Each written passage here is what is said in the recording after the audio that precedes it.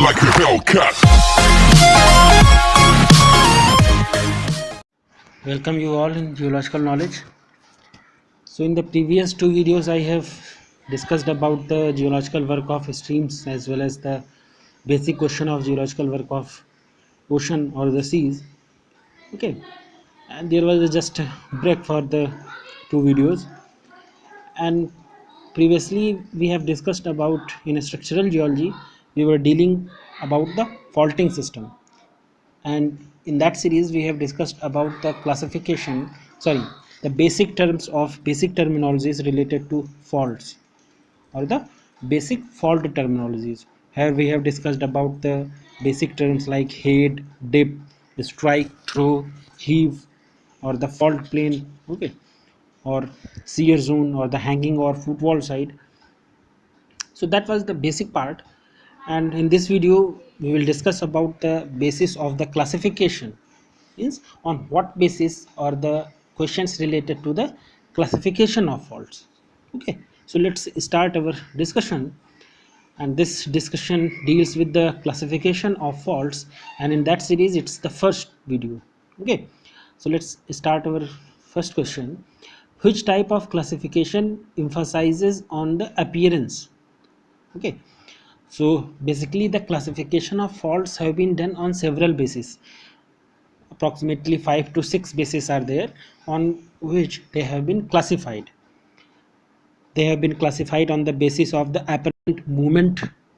The faults are on the basis of the apparent movement, or the on the basis of the relationship between the strike of a fault and the attitude of a strata. Okay, they have also been classified on the basis of the degree of dip, or the classified on the basis of the relationship between the direction of slip and the attitude of the fault plane.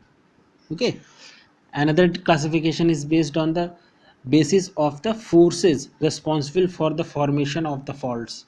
Okay, and the last one, that is the sixth classification, that is the basis faults that occur in the groups. So sixth classification is based on the faults usually occurs in groups. When a number of faults occur together, they form a fault system. So the basis of classification of six number, that is the fault system. Okay, so these are the basic classifications, six types of classification. But if we come to our question that deals with the which type of classification emphasizes on the appearance of the slip. Okay, so based on the direction of slip, based on the apparent movement, based on the mode of occurrence, or the based on the amount of dip of the fault. So the emphasis is in the case of faults based on apparent movement as basis is only on appearance, because actually it may require to be established which of the two parts, that is hanging wall or the foot wall side, has moved during the faulting, and by how much degree, that how much degree it has moved, and in which direction, means hanging wall direction or the foot wall direction. So basis of apparent movement, on the basis of the apparent movements of the fault, they have been classified. Okay, so option B, that is the basis on the apparent movement. Second one is type of fault not considered under the apparent movement as basis. Okay, so in the first video we have talked about first question, the basis of the classification on the basis of the apparent movement, and here it's given the type of fault not considered under apparent movement is basis on. So normal fault, hinge fault, reverse fault, or the strike fault. So basically the option D is not right. Actually the various faults under the apparent movement as basis are like normal faults, reverse fault, hinge fault, as well as the strike slip fault, not only strike fault. Okay, so strike fault doesn't consider under the basis of classification on the base of apparent movement. So strike fault is not studied under this category or under this basis. So option D is right. Third one is fault in which hanging wall has apparently moved down with respect to footwall is known as normal fault, reverse fault, strike slip fault, or the hinge fault. So we all are familiar with this term normal fault. So in which the hanging wall has apparently moved down with respect to the footwall. Okay, and what happened in this case, the fault plane dips towards the down throw side. So it's very important to remember that which throw or which block dips in which direction. So when we talk about normal fault, so the fault plane dips towards the down throw side, and generally normal faults are produced by the tensional forces. When the tensional forces acts on two sides, so they form the normal faults, and that's why they are also called as the gravity fault. Okay, and these faults indicate lengthening of the crust. They show the lengthening of the crust. Okay, so the subdivision of the crust in two blocks by normal faults is called a block faulting. As well as the normal faults, they usually have a high angle dip. Okay, so these are very basic questions. Each line is very important for your objective purpose, for your objective geology questions के purpose से they are very important. Okay, so normal fault is a fault in which hanging wall has apparently moved down with respect to the foot wall. Fourth one is, what do the normal faults cause to the crust on of the earth? So we have discussed it. Shortening of the crust, cracking of the crust, extension of the crust, or the strengthening of the crust. So we have discussed that they show the lengthening of the crust, that is the extension. So due to the inclined nature of the fault plane and downward movement or the downward displacement of part of the strata, normal faults causes an extension in the crust wherever they occur. Okay, so normal faults deals with the extension of the crust. Fifth one is, statement is given and you have to pick it out whether it's right or wrong or true or false.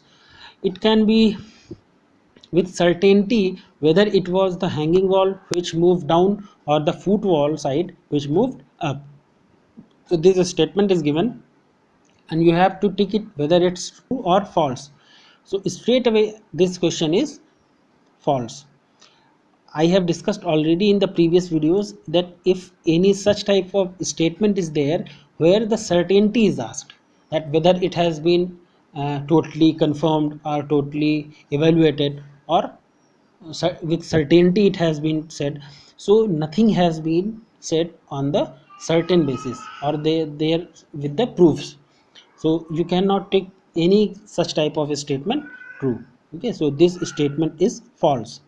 So why this is saying that nothing can be said with certainty whether it was the hanging wall which moved down or the foot wall which moved up. Both the wall moved down, the hanging wall moving more than the foot wall, and hence the appearance.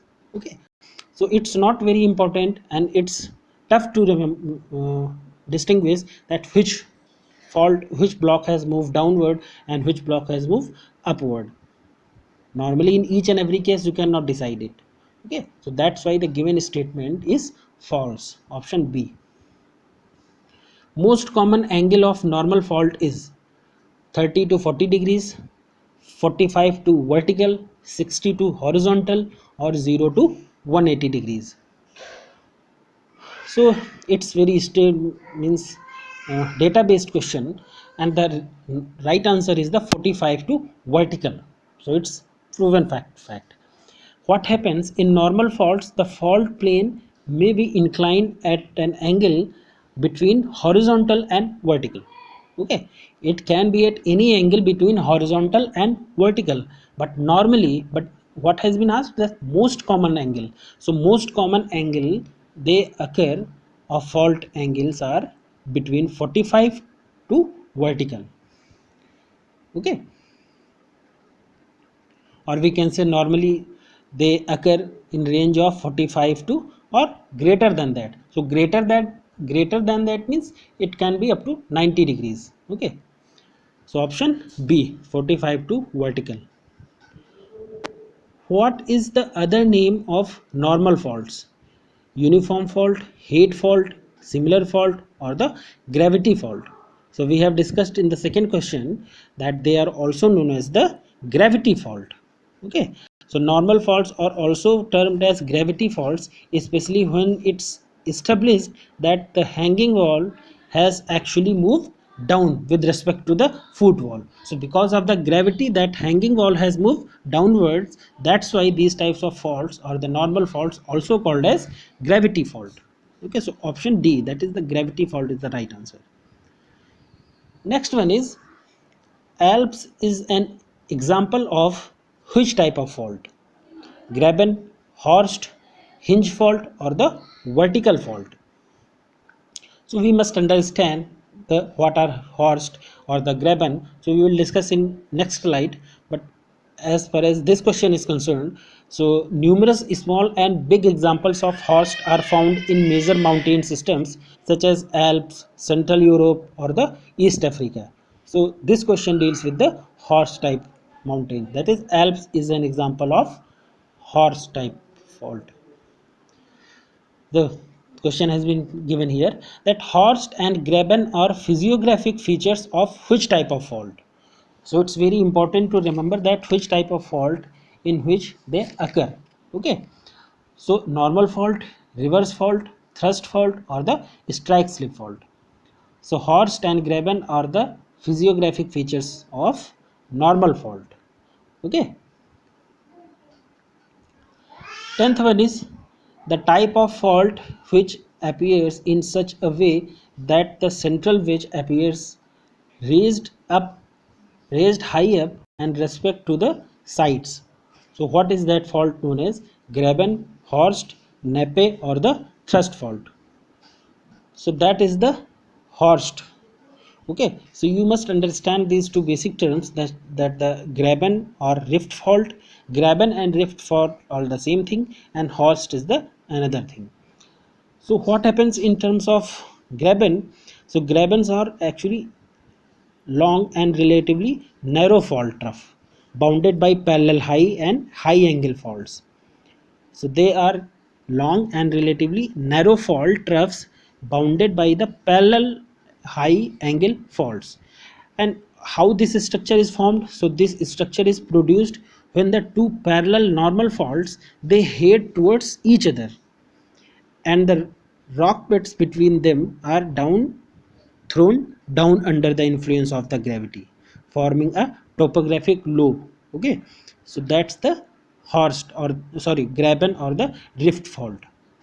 Okay, so rift fault is another name for the Graben, and this question has been asked that uh, Grabens are also known as rift fault. Okay, because they form a topographic low because of the gravity. Okay, but when we talk about Horst, so when two parallel normal faults, they head towards each other, they head away from one another. So the rock block between them is uplifted to form the ride. So these structures are known as Horst. Okay. So these Horst sometimes give rise to famous mountains like Alps, as we have discussed in the previous slide. Okay. So and this particular question is concerned, so the correct answer is the Horst. So when two normal faults appear on either sides of central wedge shape, elongated block is such a way that the central wedge appears raised up high up and respect to the sides. The outstanding structure is called a Horst. So option B, Horst, is the right answer. Next one is, block mountains are caused by which type of faults?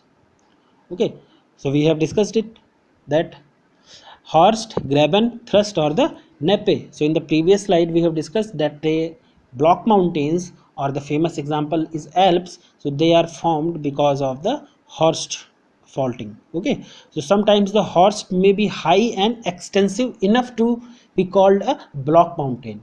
It rises continuously, so the rising is consequences is regularly rising, so that rise give rise to the block mountains.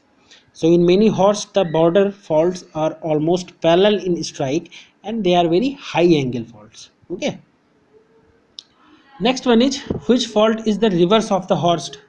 So we have discussed this, that is the Graben. Reverse fault, radial fault, Graben, or the hinge fault.